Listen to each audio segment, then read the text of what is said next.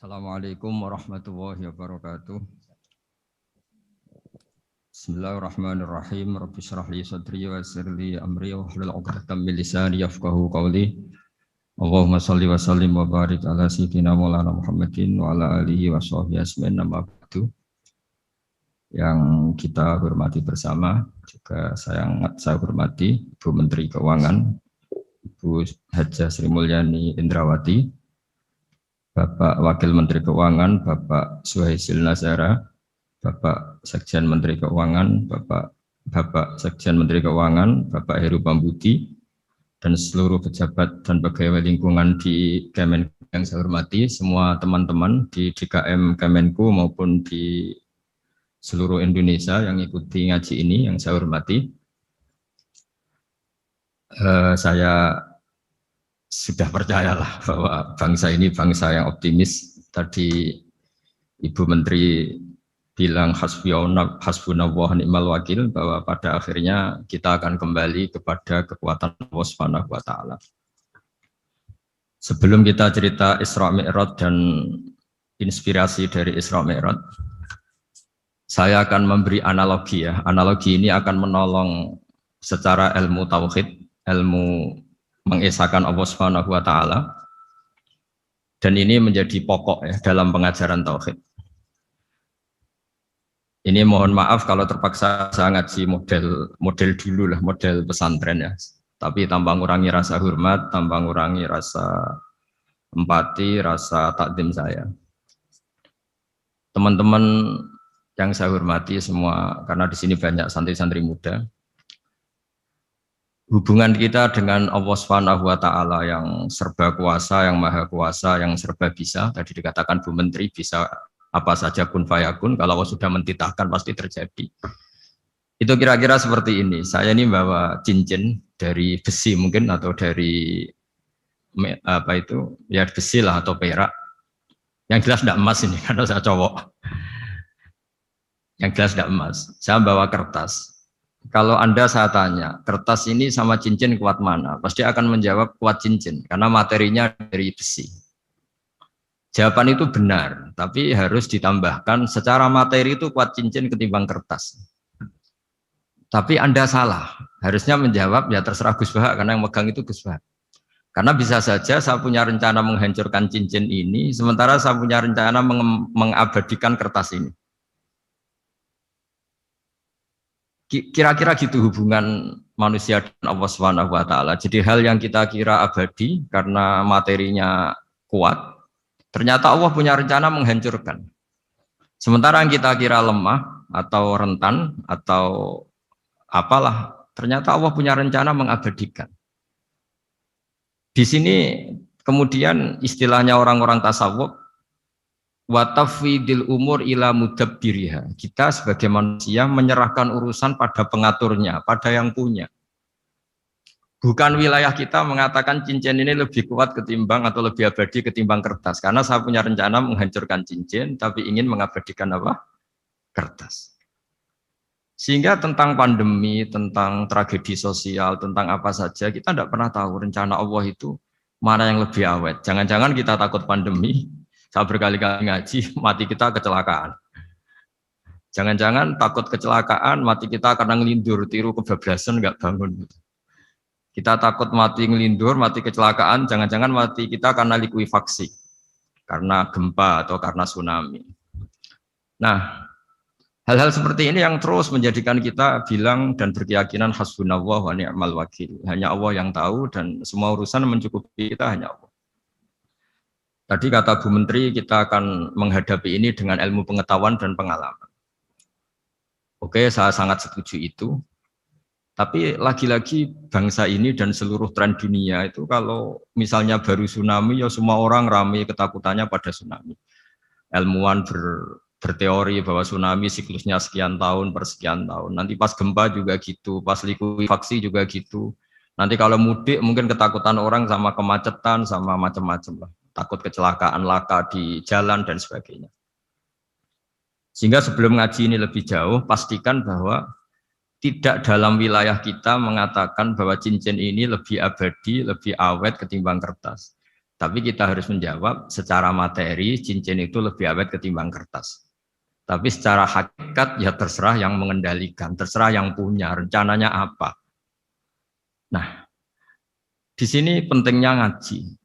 Karena dari ngaji itu kita akan kembali ke ma'rifatullah, ngerti Allah yang sebenarnya. Sebab itu di surat Isra disebut pada akhirnya ngaji itu apa? Subhanalladzi asra bi 'abdihi lailam minal masjidil haram ilal masjidil aqsa alladzi barakna haulahu. Tujuan akhirnya linuriyahu min ayatina. Bahwa Mi'raj itu hanya bagian kecil yang dingertikan kita betapa dahsyatnya kekuasaan Allah Subhanahu wa taala. Betapa tidak terbatasnya kemampuan dan kebisaan dan kudrahnya Allah Subhanahu wa taala. Makanya masih dikatakan min ayatina, itu masih sebagian kecil dari ayat-ayatku kata Allah. Lalu dalam surat Kahfi diterangkan, ketika orang kagum dengan Ashabul Kahfi yang bisa hidup tidur dalam keadaan hidup 309 tahun atau Masehinya 300 tahun, kalau Hijriahnya 309 tahun. Itu mungkin kalau kita ilmuwan, ahli baksil ya, atau ahli apalah, itu mungkin lebih kagum tentang nyamuk. Saya berkali-kali bilang, andaikan kita sepakar-pakarnya, terus disuruh bikin nyamuk itu, nggak usah bikin nyata hidup, bikin patungnya saja. Nyamuk itu sekecil itu, kemudian punya jantung, jantungnya punya urat, uratnya punya kuman, kumannya juga punya urat. Bayangkan saja sudah tidak bisa. Sehingga ketika orang tak kagum sama Ashabul Kahfi, kata Allah, am hasibta anna ashabal kahfi warraqi kanu min ayatina ajaba. Apa kamu kagum tentang Ashabul Kahfi dan batu-batu yang dipahat di situ? Bukankah dalam kekuasaan kami ada yang selalu menakjubkan? Artinya, andaikan kita ilmuwan tentang embriologi, tentang hewan, tentang kuman, mungkin cerita tentang nyamuk itu lebih dahsyat ketimbang tidurnya Ashabul Kahfi yang 309 tahun. Karena kemampuan Allah menciptakan nyamuk yang kecil, sangat kecil, super kecil, kemudian kecil itu ya punya jantung tentu lebih kecil lagi, belum uratnya jantung itu, belum nyamuk juga di dalamnya menyimpan calon-calon keturunannya, kayak apa kecilnya lagi. Nah, di sini Allah mengingatkan kita, innallaha la yastahi ayyadriba mathalam ma ba'udatan fama fawqaha. Allah tidak pernah malu jika dalam menunjukkan kekuasaannya Allah memberi contoh seekor nyamuk. Karena nyamuk ini andaikan kita, tadi saya ulang lagi, andaikan kita ilmuwan yang nekuni itu, strukturnya bisa melihat, bisa nyari pasangan hidupnya, dan bisa hamil, bisa melahirkan, atau bisa menelur dan sebagainya, maka kita akan kagum sekagum-kagumnya betapa kita di depan kekuasaan Allah Subhanahu wa taala tidak siapa-siapa, dan akhirnya kita ikrar-ikrarnya asyhadu alla ilaha illallah, bahwa tidak ada kekuasaan selain kekuasaan Allah Subhanahu wa taala. Lalu kenapa nyamuk itu tidak menjadi perhatian publik? Ternyata kita dibodohkan oleh kepentingan kita sendiri. Karena dari awal kita menganggap nyamuk itu problem, penyakit. Ya sudah, bawaan kita mungkin cari obat supaya bisa membunuh nyamuk itu. Atau melihat nyamuk itu sebagai problem, bukan sebagai ayatun min ayatillahi ta'ala, sebagai tanda-tanda kebesaran Allah Subhanahu wa ta'ala. Sehingga akhirnya manusia itu butuh yang namanya mukjizat dahsyat yang mudah dilihat, mudah dirasakan. Akhirnya kita tahu dalam sejarah para nabi, Nabi Musa minta mukjizat Laut Merah dibelah sehingga bangsa Israel bisa melewati kejaran Fir'aun dan sampai selamat dari kejaran Fir'aun. Nabi Soleh umatnya minta keajaiban, yaitu onta keluar dari batu besar. Dan Nabi Soleh menuruti, akhirnya ada unta yang keluar dari batu besar. Begitu juga nabi-nabi sebelum itu atau setelah itu, selalu ada mukjizat yang memang manusia tidak mampu. Nah, kata tidak mampu ini yang semua umat para nabi tidak akan seunggul umat Nabi Muhammad SAW. Karena kita sebagai umat Rasulullah SAW untuk merasa tidak mampu itu tidak harus hal-hal seperti membelah laut, tidak harus hal-hal seperti onta keluar dari batu, tidak harus hal-hal yang dahsyat kayak tongkat Nabi Musa menjadi ular besar yang menelan semua sihir-sihirnya Fir'aun. Kita sebagai umatnya Nabi selalu tiap hari bilang innallaha ala kulli syai'in qadir, hanya Allah yang mampu. Allah mampu atas segala hal. Melihat nyamuk kita iman, melihat hal-hal kecil. Karena kita ketika melihat nyamuk itu mesti kita itu kok hebat nyamuk tanpa rapat, tanpa ada gaji dari Kemenku bisa populasinya dijaga. Padahal musuhnya banyak. Musuhnya nyamuk itu umat manusia yang katanya makhluk paling cerdas di dunia. Tapi tidak juga bisa menghabisi nyamuk. Mungkin mereka juga rapat terus untuk menjaga ketahanan populasinya. Jadi andai kan kita pakai ayat tadi, innallaha la yastahi ayyadriba masalam ma ba'udah. Allah itu tidak pernah malu untuk menunjukkan kekuasaannya. Cukup misalnya kita belajar tentang nyamuk. Sudah sekecil itu punya mata, matanya punya saraf, punya urat. Terus sekecil apa? Begitu nyamuk sendiri punya kuman. Kalau nyamuk sendiri kecil, terus kumannya sekecil apa? Terus organ tubuhnya seberapa? Ini sudah kedahsyatan yang luar biasa yang menjadikan kita iman. Innallaha ala kulli syai'in qadir. Allah sendiri yang maha kuasa. Sehingga kembali ke tadi, peristiwa Mi'raj yang super dahsyat pun kata Allah masih dikatakan linuriyahu min ayatina. Hanya untuk menunjukkan sebagian dari ayat-ayatku. Bukan mewakili semua ayat-ayat kekuasaan Allah Ta'ala.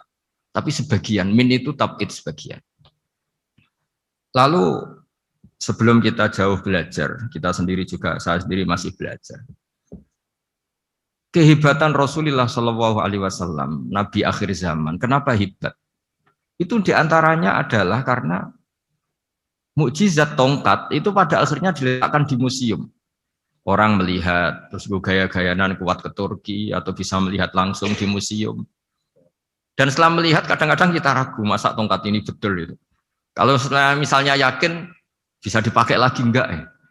Jadi hal-hal yang mengundang pertanyaan sekaligus keraguan. Beda dengan ajaran Rasulullah Muhammad SAW. Ketika Nabi cerita betapa kekuasaan Allah itu super dahsyat. Buktinya ya nyamuk tadi. Kayak apa susahnya bikin nyamuk. Sudah kecil, punya organ tubuh tentu lebih kecil, punya urat lebih kecil lagi, punya kuman yang lebih kecil lagi, dan kuman itu juga punya organ tubuh lebih kecil lagi. Itu mbok kamu udah usah ke Turki, kamu hidup di kampung, di pedalaman, sudah menyaksikan anallaha ala kulli syai'in qadir, bahwa Allah itu maha kuasa. Nah, ngaji bareng ya, ngaji seperti ini, saya termasuk kiai yang selalu berkampanye supaya orang ikrar seikrar-ikrarnya bahwa kita ini di tangan Allah Subhanahu wa taala.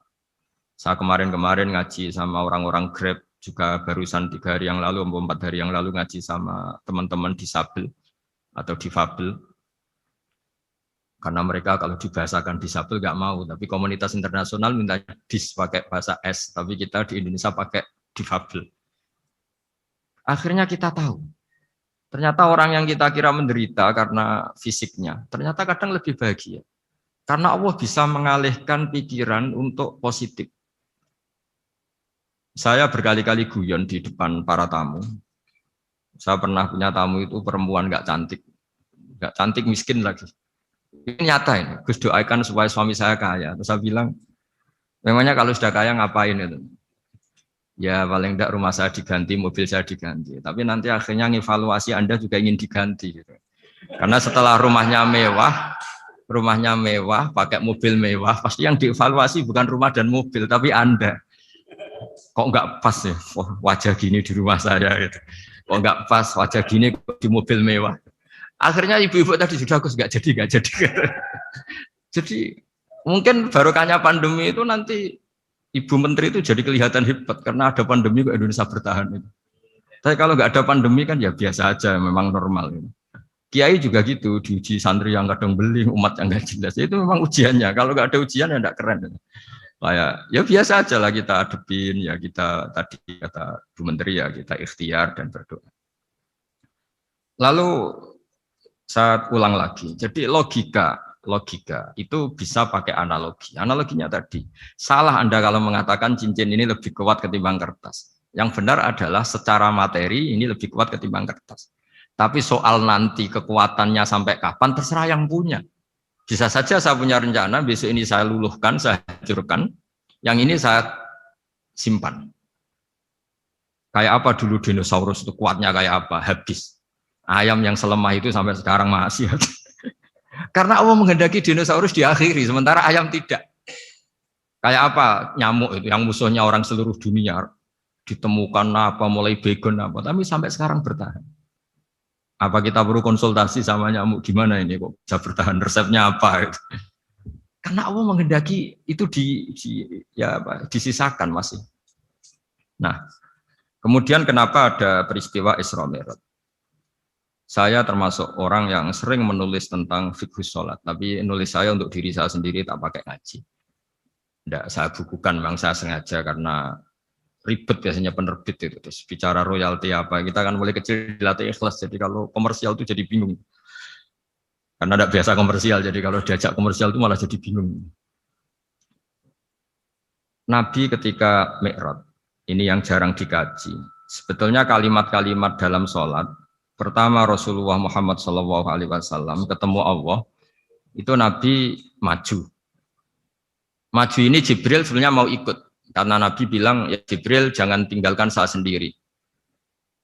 Terus kata malaikat Jibril, sudah makam saya sampai sini, kelas saya sampai sini aja.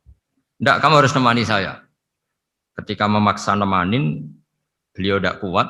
Di beberapa rawat jelaskan sampai beliau pingsan, sampai beliau tidak sadar. Akhirnya terus ada ayat wa ma minna illa lahu maqamun ma'lum. Kita punya kelas tertentu yang enggak levelnya sampai sana. Akhirnya Nabi masuk wilayah itu, area itu. Dan Nabi ngendikan at-tahiyatul mubarakatus sholawatut thayyibatulillah. Kira-kira maknanya semua kehormatan, semua kebaikan, semua yang bersembah suci itu milik Allah Ta'ala. Lalu Allah menjawab, Assalamu alayka ayyuhan nabiyyu wa rahmatullahi wa barakatuh. Bahwa kamu Muhammad mendapat salam dari saya, mendapat semua kehormatan, semua keselamatan. Kemudian Nabi itu karena sebagai hamba yang tidak egois, tidak ingin kalau nikmat dirasakan sendiri, tidak ingin kalau sedang senang beliau sendiri yang merasakan, beliau ngendikan Assalamu alayna wa ala ibadillahi sholihin. Ya Allah tolong bahwa status selamat itu tidak hanya milik saya, tapi milik siapa saja yang soleh. Soleh itu ya sesuai kelas masing-masing. Setelah itu para malaikat melihat kebaikan Nabi yang seperti ini, melihat mentalnya atau keinginannya yang luar biasa untuk baik kepada semua orang, wa ala ibadillahi sholihin. Terus malaikat saat itu rame-rame bersaksi asyhadu alla ilaha illallah wa asyhadu anna muhammadar rasulullah. Catatannya apa di sini? Bahwa ternyata kesaksian tentang syahadat itu dimulai rasa tidak egois. Merasa bahwa rahmat ini harus dirasakan semua orang. Wa ma arsalnaka illa rahmatan lil alamin. Jadi rahmat ini harus dirasakan banyak orang. Kita tahu misalnya Islam melarang narkoba misalnya. Memang narkoba itu mengganggu. Hampir semua kecelakaan rata-rata faktor supir itu narkoba. Begitu juga pembunuhan yang sadis, rata-rata efek dari pengaruh narkoba. Sehingga Islam keras sekali tentang narkoba. Dan alhamdulillah di Indonesia ditangani BNN yang sangat serius melawan narkoba. Nah, keputusan Islam melarang narkoba itu keputusan yang luar biasa, yang menjadi berkah bagi semua. Begitu juga keputusan Islam tentang melarang zina, melarang perbudakan, melarang penipuan.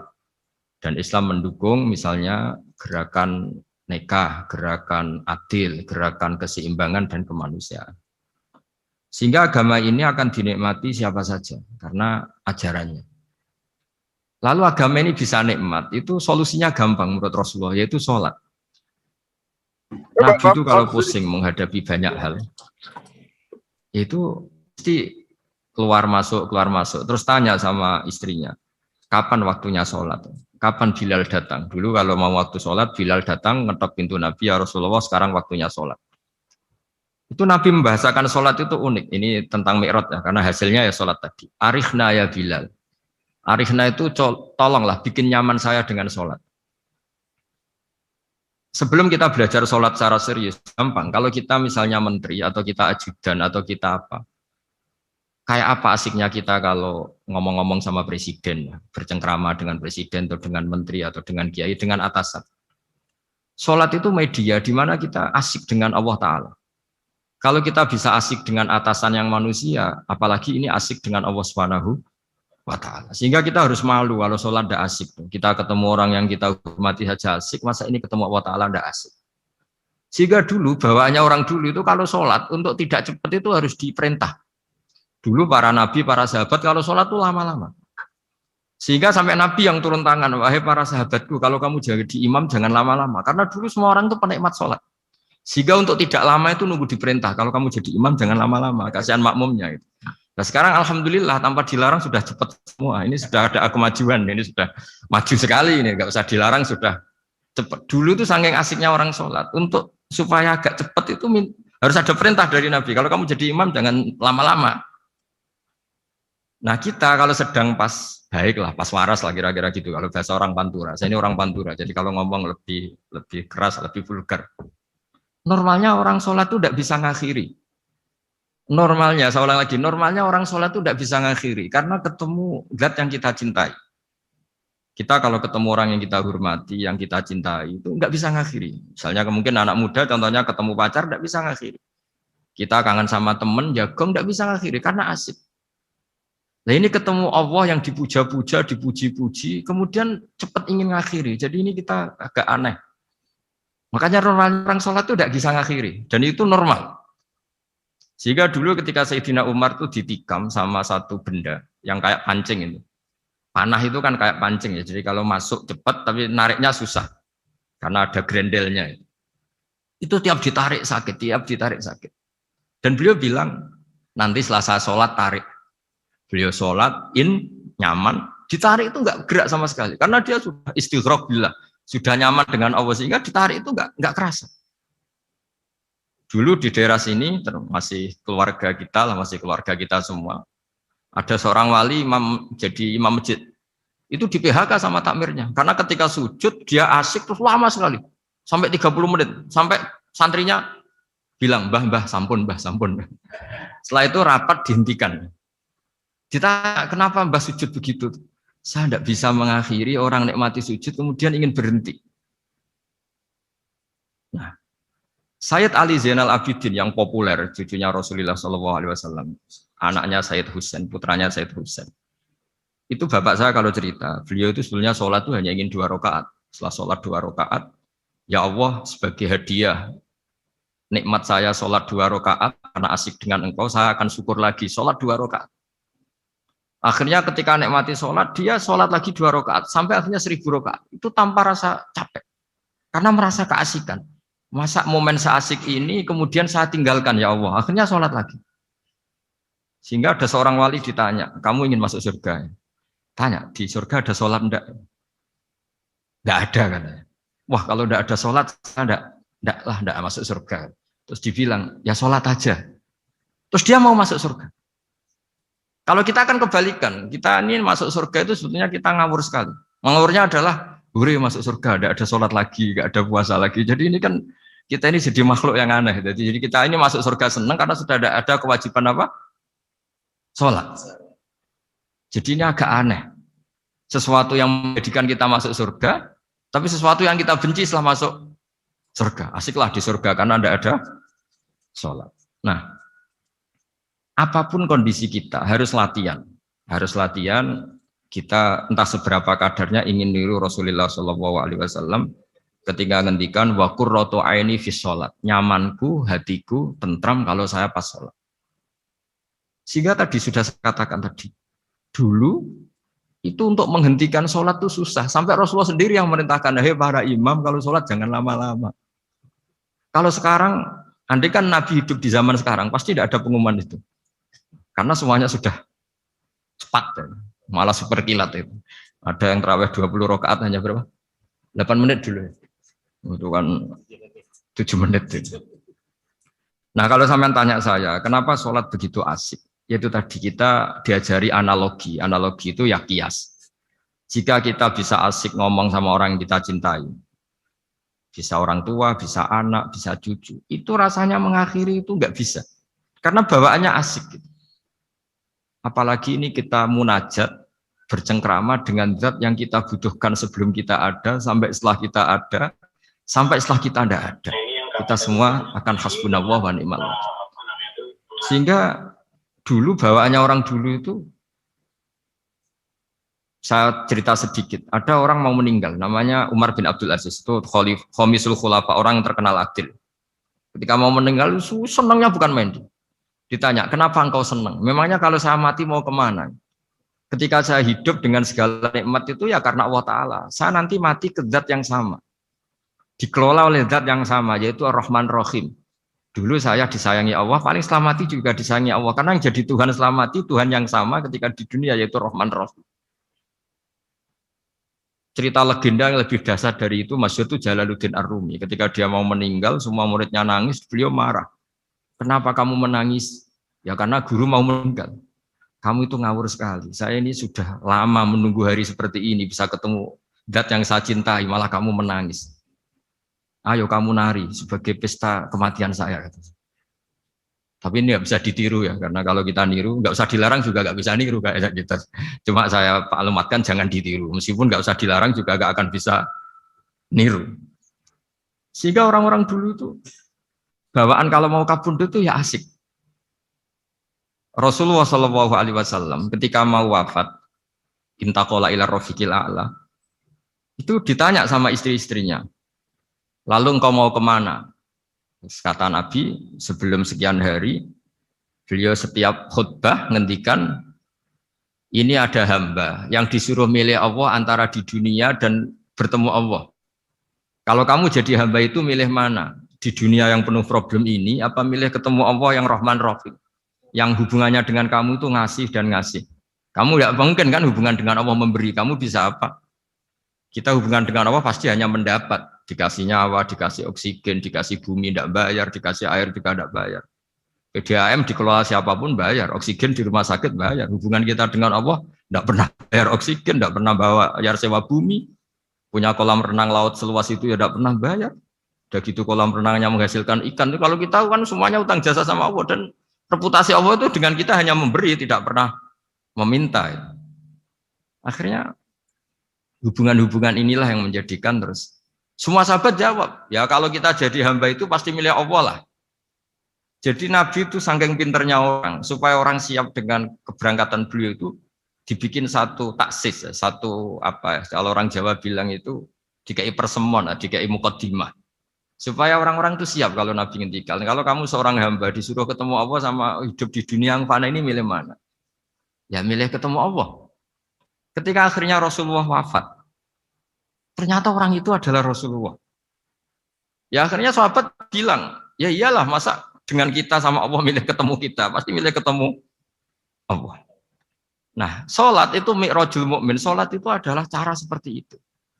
Kita manja dengan Allah meskipun dengan segala problem, ketika itidal kita tetap memaklumatkan Rabbana lakal hamdu mil'us samawati wa mil'ul ardi wa mil'u ma syi'ta min syai'in ba'du. Engkau zat yang selalu layak dipuji di langit maupun di bumi. Dan langit bumi ini karena terbatas masih ditambahi wa mil'u ma syi'ta min syai'in ba'du. Dan seluas apa saja engkau kehendaki. Apapun hebatnya langit bumi ini tetap terbatas, ada ruang dan waktu. Makanya ditambahi wa mil'u ma syi'ta min syai'in ba'du. Dan segala puji ini memenuhi semua yang engkau kehendaki. Saya berkali-kali bilang kalau hubungan dengan Allah nyaman, caranya gitu. Kalau kita sakit, bayar oksigen. Kalau kita butuh air, bayar PDAM. Allah itu tidak pernah nyuruh kita bayar. Apa saja hubungan dengan Allah. Nah, sholat itu maklumat bahwa kita apapun problemnya, alhamdulillah rabbil alamin. Kita maklumatkan terus bahwa kita bersyukur. Lalu kita Rabbana lakal hamdu. Makanya saya sering kalau disuruh Gus doain supaya pandemi cepat berlalu. Saya ini kan kalau kiai ya. Kiai itu apa ya? Saya pernah di Jogja pas gempa. Ya, orang-orang ya susah. Saya ini caranya susah saja sampai tidak tahu karena bukan karena sombong ya, karena ya mau apa gitu. Memang nggak bisa apa-apa kan kita manusia. Jadi saya mohon sholat ini jadi media yang luar biasa. Jadi di antara makalah Imam Syafi'i paling terkenal itu fasihan idama kana fi dzikri rabbih wa fi ma siwahu kana fin nasi ajama. Orang baik itu orang yang fasih. Fasih itu lantang dan cerdas dan vulgar dan nyaman ketika ngomong tentang Allah. Sholat itu semua hubungan kita ngomong dengan Allah. Misalnya kabira walhamdulillah katsira. Hanya engkau yang maha besar ya Allah. Orang yang katanya terkuat di dunia karena presiden superpower misalnya. Nyatanya waya mati ya mati. Kalau nggak makan lemes. Jadi orang kita sadar. Yang katanya orang terkuat, paling hebat. Kalau nggak makan lemes. Artinya ternyata hanya sekuat itu. Dia bisa instruksi seluruh dunia misalnya untuk apa. Ya. Tapi coba apa dia kuat nggak makan 2 hari. Makanya hikmah puasa itu orang tahu. Ternyata makhluk yang paling mulia itu manusia. Kalau nggak makan nasi 1 piring itu ya mati. Berarti hidup nasi sama manusia. Nanti kalau nasi bilang, saya tidak butuh kamu. Tapi kamu butuh saya. Itu habis kita sudah. Makanya ketika ada orang yang mempertuhankan manusia, itu Allah cara menafikan itu hanya bilang, kana yakulanit to'am. Yang kamu tuhankan itu makan. Hanya makan itu kalau dia tidak makan lemes. Jadi kiai itu atau manusia-manusia yang dekat Allah al-afillah itu ketika mengatakan kabira walhamdulillah katsira subhanahu wa bukrata wa asila itu kelihatan. Makanya Quran kalau mencibir kita, falola in kuntum ghaira madinin tarji'unaha in kuntum shadiqin. Kalau kamu merasa dikjaya, mbok jangan mati, mbok jangan tua. Sudahlah hidup terus. Dikjaya kok mati gak keren. Orang top kok mati itu gak keren. Jadi Allah cara gojlek itu ya sudah lah. Kalau kamu hebat jangan mati gitu. Nah sholat tuh mengingatkan itu terus. Sampai kita bilang inna sholati wa nusuki wa mahyaya wa mamati lillahi rabbil alamin. Gusti saat ini saya ikrarkan hidupku matiku semuanya terserah engkau. Nah lagi-lagi tadi ketika kita bilang cincin ini lebih kuat ketimbang kertas, Anda salah. Karena itu hanya secara materi.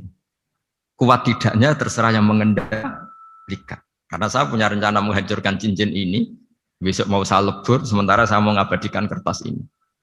Nah, disinilah terus kita diajari misalnya di surat Yasin yang populer, Allah itu siapa? Allah itu subhanalladzi biyadihi malakutu kulli zat yang mengendalikan semua sesuatu. Makanya sholat itu menjadi penting. Saya sendiri termasuk orang yang jarang imami ya, saya selalu jadi makmum. Jadi andekan Mas Zakaria di sini saya juga makmum. Cuma keren saya kayaknya meskipun saya makmum. Karena saya kalau makmum itu bisa ingat Allah terus. Kalau imam itu enggak jaga image. Karena malu kan. Misalnya di masjid kementerian terus sholatnya kok cepet nanti dikira enggak ustadz betulan itu. Kalau ulama ternyata banyak urusan jadi banyak berpikir gitu. Tapi alhamdulillah ini barokahnya ngaji terus apa ya? Ya hasilnya mi'raj itu ya sholat itu.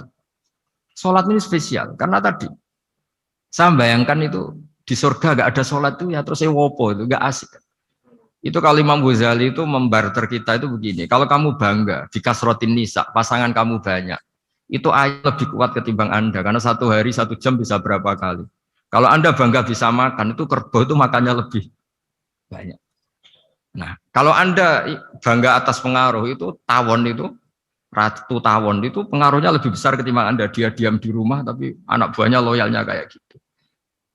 Artinya kalau manusia bangga itu apa? Ya dengan sholat tadi. Ini karena satu ibadah yang enggak tertandingi oleh makhluk yang lain. Apalagi dalam sholat itu ada semua gerakan yang mewakili semua ibadahnya malaikat. Malaikat itu ada yang ibadahnya berdiri terus. Ada yang rukuk terus, ada yang sujud terus. Dan sholat itu mewakili semua itu. Juga mewakili sosial, karena setelah sholat kita bilang Assalamualaikum warahmatullahi wabarakatuh. Bahwa keselamatan ada di kanan dan kiri. Nah, oke ya, itu sakralnya Mi'raj. Tapi di balik Mi'raj itu ada hal-hal yang manusiawi. Dan ini yang terjadi di dunia. Ketika Rasulullah melangkai makamnya Nabi Musa, makam itu status ranking lah kalau dalam bahasa Indonesia itu. Kalau bahasa Indonesia itu ribet, makam itu kuburan. Makanya orang Indonesia sering tanya saya, Gus, makamnya Nabi Ibrahim kok batu? Makam yang dekat Ka'bah itu bukan makam dengan makna kuburan, itu tempat yang dipakai Nabi Ibrahim membangun apa? Ka'bah. Cara Jawa pancatan itu. Nabi Musa itu gak terima, komplain sama Allah. Ya Allah, ini lebih junior ketimbang saya. Kenapa makamnya melangkahi saya? Ini tidak fair. Jadi di mana-mana manusia itu kalau disalib junior itu ya tidak terima. Ya ada manusianya. Terus ditanya sama malaikat Jibril, kenapa kamu gak terima? Ini orang Israel, kadung ngira saya ini nabi paling top. Ini kalau sampai konangan saya kalah sama Muhammad tuh malu saya kata. Jadi artinya ya ada sisi manusia. Itu ada kitabnya. Terus, ya tapi memang Nabi Muhammad lebih top ketimbang kamu. Memang dia nabi pilihan, Sayyidul Awalin wal Akhirin. Oke, kalau saya kalah dengan dia gak apa-apa. Tapi umatnya jangan ya. Maksudnya umatnya bangsa Israel harus lebih top ketimbang kita. Makanya orang Israel sampai sekarang begitu itu ya memang ada sanatnya, nggak mau kalah. Karena usulnya Nabi Musa memang nggak boleh kalah. Terus kata Allah, ya tidak bisa. Memang yang paling top tetap umatnya Muhammad, bukan umat kamu. Tetap kamu kalah. Sehingga setelah kalah dan menang itu kita terus tidak tahu. Misalnya begini ya, penemu komputer atau penemu mobil sama yang beli mobil itu hebat mana? Kalau bicara keilmuan ya hebat penemunya. Tapi kalau bicara kapitalistik, udah bikinkan mobil yang mewah gini-gini, nanti tanggal ini jadi ya. Hebat mana yang nyuruh sama yang disuruh? Kalau logikanya pakai gitu. Hebat mana yang nyuruh sama yang disuruh? Artinya, kamu milih jadi mana? Penemu mobil, hebat kan? Tapi terus sama orang kaya diminta, bikinkan ini, speknya seperti ini, selesai gini. Hebat mana? Nyuruh sama disuruh? Menyuruh. Tapi yang nyuruh tidak bisa bikin mobil, yang disuruh bisa. Pinter mana? Pinter yang disuruh. Tapi pertanyaannya, wong bisa nyuruh ngapain bikin sendiri? Pinter mana? Ini mohon maaf karena di sini banyak orang nggak jelas-jelas juga. Artinya terus subjektivitas manusia ini tetap ada gitu. Kalau bisa beli ngapain bikin gitu. Tapi kalau bisa bikin ngapain beli. Nah mungkin perdebatan di kementerian atau di yayasan atau di kampung-kampung atau di apa mesti begitu. Dan itu di Mi'raj juga digambarkan. Digambarkan bahwa antar nabi ini ya ada kompetisi. Wa fi dzalika falyatanafasil mutanafisun. Tapi bedanya nabi dengan kita itu satu. Nabi itu kalau keliru dengan tanda petik, Nabi itu kalau keliru itu jadi berkah. Itu bedanya kita. Kalau kita keliru kan keliru betul. Kalau Nabi itu tidak kelirunya itu jadi berkah. Ini saya punya dua contoh kalau boleh dibahasakan ya kekeliruan Nabi atau dengan tanda kutip kekeliruan Nabi. Tapi saya ulang lagi dengan tanda kutip. Nabi Musa itu ketika Nabi Muhammad ditanya, kenapa kamu dipanggil jauh-jauh? Disuruh sholat 50 rakaat. Nabi Ibrahim nggak komplain karena beliau nabi yang baik. Semua nabi nggak komplain kecuali Nabi Musa. Kata Nabi Musa, jangan Muhammad, kebanyakan itu. Bilang ke Allah supaya di diskon. Nabi kembali sama Allah, ya sudah tak kurangi 5. Turun lagi, masih berapa? 45. Masih kurang. Itu sampai 9 kali. Akhirnya terkurangi berapa? 45 rakaat. Itu Nabi Musa masih bilang, udah minta lagi keringanan. Itu kalau diruti nggak jadi sholat kan, kalau satu lagi kan masih terus hilang itu kewajiban sholat. Nah, Nabi Musa sebetulnya itu bukan karena kasihan kita, bukan dia nggak empati dengan kita, beliau udah empati sama kita, tapi gara-gara Muhammad, umatku yang lebih kuat, lebih ganteng aja nggak mampu melakukan sholat 50 rakaat, apalagi umatmu. Dia memang orang Israel kan ganteng-ganteng, kuat-kuat, jadi dia pede. Umatku yang lebih keren, lebih ganteng saja gak kuat, apalagi umatmu. Jadi sebetulnya dia minta keringanan itu karena corong Jawa ngeprekno kita, menyepelekan kita bahwa makanya saya ingin memberitahu Nabi Musa kalau ada umatnya Rasulullah yang namanya Sayyid Ali Zainal Abidin yang satu hari sholat 1000 rakaat. Jadi nanti kalau ketemu Nabi Musa, ini 50 aja, ini kuatnya malah 1000. Nah akhirnya tapi barokahnya Nabi Musa yang sentimen ini, sholat gak jadi 50 tapi 5. Itu bedanya Nabi sama kita. Ada contoh yang lebih ekstrim, kelirunya Nabi itu Nabi Yunus. Nabi Yunus, tapi keliru yang barokah, saya ulang lagi. Nabi Yunus itu memaklumatkan ke masyarakatnya, nanti itu kalau kamu tidak nurut sama saya ada azab. Anggap saja azab itu hari Kamis. Besok hari apa ya? Besok hari Kamis ya? Besok hari apa? Lupa hari ya.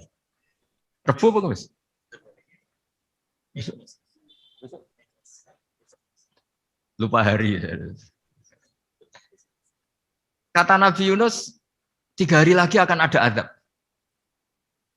Tapi kurang 2 hari, kurang sehari umatnya masih dalam kemungkaran, dalam kemaksiatan, masih hura-hura. Akhirnya Nabi Yunus bilang, sudah ini tinggal sehari itu mangko ada azab.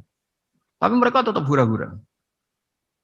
Akhirnya Nabi Yunus itu, coro Jawa itu minggat. Memang bahasa Arabnya abako. Abako itu pergi yang tidak pamit. Itu kalau kamu cari di kamus, abako itu maknanya itu minggat, pergi yang tidak pamit. Sama Allah dibahasakan abako. So, semua orang bener kabeh, udahlah tak tinggalkan. Setelah ditinggalkan, Nabi Musa disalahkan sama Allah. Kamu itu Nabi tidak diperintah hijrah kok. Hijrah. Syaratnya Nabi kan mengambil keputusan apa saja berdasar wahyu. Tapi tanpa ada perintah wahyu, dia tetap keluar dari kampungnya itu. Keluar sama Allah disalahkan. Wong Nabi kok minggat. Akhirnya ketika dia di kapal, di perahu itu, dulu itu ada mitos, kalau ada perahu mau tenggelam pasti ada yang minggat, diundi. Sampai 3 kali yang keluar dia, akhirnya tahu diri nyemplung. Nyemplung terus ditelan ikan nun. Pokoknya ikan besar lah. Diberi sanksi sama Allah, karena dia Nabi kok melanggar, diberi sanksi ditelan ikan nun. Telan ikan nun karena beliau seorang Nabi, perutnya ikan itu jadi masjid, dia baca tasbih terus. Tapi barokahnya dia minggat tadi, asbako. Akhirnya 1 hari itu mau ada azab besar itu orang-orang nginceng rumahnya dia. Diinceng. Kalau betul ada azab, pasti orang ini lari. Masa ada azab dia di sini? Diinceng ternyata nggak ada. Wah berarti bener ini ada azab. Buktinya dia nggak ada katanya. Jadi unik. Akhirnya dicinceng nggak ada terus dia, wah berarti ada azab betul. Hari itu masyarakatnya tobat semua karena, ini ada azab betul. Buktinya Nabi Yunus sudah lari, berarti dia ada ingin kena. Padahal dia lari itu karena mangkel punya umat yang nggak nurut tadi. Wah sudah. Setelah sekian hari dia cari-cari kabar. Umatku itu kena azab enggak? Ternyata berita yang masuk dulu tidak ada medsos, tidak ada WA. Dulu itu enggak ada itu. Dengar kabar kalau umatnya tuh enggak kena azab karena 1 hari sebelum ada azab tobat semua. Terus dia enggak berani pulang. Karena ada hukum sosial di sana, kalau ada orang bohong hukumnya dibunuh. Berarti terus beliau berpikir, saya tidak bohong, katanya ada azab kok. Masyarakat saya baik-baik saja. Waktunya setiap ketemu kaumnya dia lari karena takut dibunuh. Ternyata kaumnya sudah iman semua, mau ngejar dia dijadikan imam. Akhirnya, oh iya ya. Jadi itu bedanya Nabi sama ndak. Jadi Nabi itu kalau kelirunya itu barokah. Makanya kita tidak usah ikut keliru, karena keliru kita ini pasti tidak barokah. Ya musibah. Jadi dulu ceritanya Anteng juga gitu. Yang namanya istri 2 itu kan cemburu. Pertama Nabi Ibrahim punya istri namanya Sarah. Terus lama-lama karena belum punya anak, terus sama Sarah sendiri yang nyuruh supaya nikahi Hajar. Setelah punya anak cemburu. Kata Sarah, pokoknya saya nggak terima kalau kamu nggak ngelukai Hajar. Mulai dulu lelaki itu sudah pinter ngotak-ngatik. Kalau dilukai pipinya nanti tidak cantik. Apa ya, yang penting ngelukai tapi tetap cantik. Terus ada Anting itu. Anting itu dulu ceritanya itu dilukai tapi tambah cantik. Nabi Ibrahim akhirnya melukai. Seneng Sarah karena sudah dilukai. Ternyata barokahnya dilukai itu jadi Anting yang mempercantik perempuan. Padahal melukai istri itu kan tidak boleh. Tapi ini Nabi, ada saja cara yang dipilihkan Allah untuk ya tadi keliru saja barokah. Itu bedanya Nabi sama kita. Makanya disebut mimbabi hasanatil abrar sayyatul muqarrabin. Jadi Nabi sama seperti Nabi Adam. Nabi Adam itu dilarang Allah nggak boleh makan khuldi. Akhirnya makan terus harus hidup di dunia terus jadi dunia seperti ini. Tapi itu menjadikan harapan seluruh dunia bahwa Allah itu maha baik. Ketika ada yang diberi sanksi tetap diminta tobat dan dianjurkan tobat. Dan Allah berjanji setiap yang tobat pasti diterima. Sehingga terus kita sampai sekarang nggak pernah putus asa karena sudah diberi contoh bahwa bapak kita yang pernah salah dijanjikan tobat dan Allah pasti menerima tobat itu. Jadi ini bedanya kita dengan Nabi. Jadi semoga lewat pengajian ini atau ngaji bareng ini kita tahu kalau kita ahli astronomi atau ahli meteorik mungkin takut kita kejatuhan meteor. Kalau ahli gempa mungkin takut lempengan kita gini terus gempa. Kalau ahli tsunami takutnya tsunami. Kalau ahli sosial takut chaos. Mungkin yang ahli perbankan takut ras. Jadi kalau nuruti takut ya takut lah. Tapi cobalah kita iman lagi. Tadi kata Bu Menteri sudahlah punya hasbunallah wa ni'mal wakil, ya sudah, Indonesia pasti akan baik-baik saja dan kita akan selalu berharap dengan kecerdasan, dengan ikhtiar, tapi kita akan selalu berdoa kepada Allah Subhanahu wa taala. Saya kira demikian dan mohon maaf, monggo berdoa bareng-bareng. Al-Fatihah. Bismillahirrahmanirrahim. Ar-Rahmanir-Rahim. Maliki yaumiddin.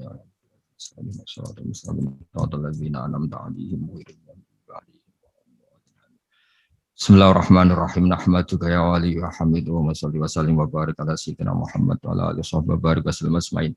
Wa salli ala anbiya'ika rusulika asma'in. Allahumma ij'alna ya wa ahla baldatina aminina mutma'innina alladziina la khaufun 'alaihim wa la hum yahzanun. Waj'alna salimin wa ghanimin mu'afin min kulli bala'in dunyal akhirah. Waj'al ya Allah salamatana salamatan yusla biha kitabukal karim. Wa salamatan ya Allah nazkuruka katsiran fi sholatina wa siyamina ya Allah. Wa taj'alana ya Allah mimman ya'buduka mimman yarjuka mimman yakhafuk. Allahumma ya ij'al hadhil baldatan thayyibatan mubarakah baldatun thayyibatun wa ghafur bi haqqi tatabi alaika wa na'maika ya Allah. Wa nahnu nasku ilaika ya Allah du'fana ya Allah wa qillatahilatina fa adrikna ya Allah daiman wa fi kulli hal bi alaika wa na'maika hatta nakuna ya wa salimin mu'afin min kulli bala'id dunyal akhirah. Rabbana atina fid dunya hasanah fil akhirati hasanah wa qina adzabannar. Sallallahu alaihi wasallam Muhammad sallallahu alaihi wasallam. Subhana rabbika rabbil izzati amma yasifun. Alhamdulillah.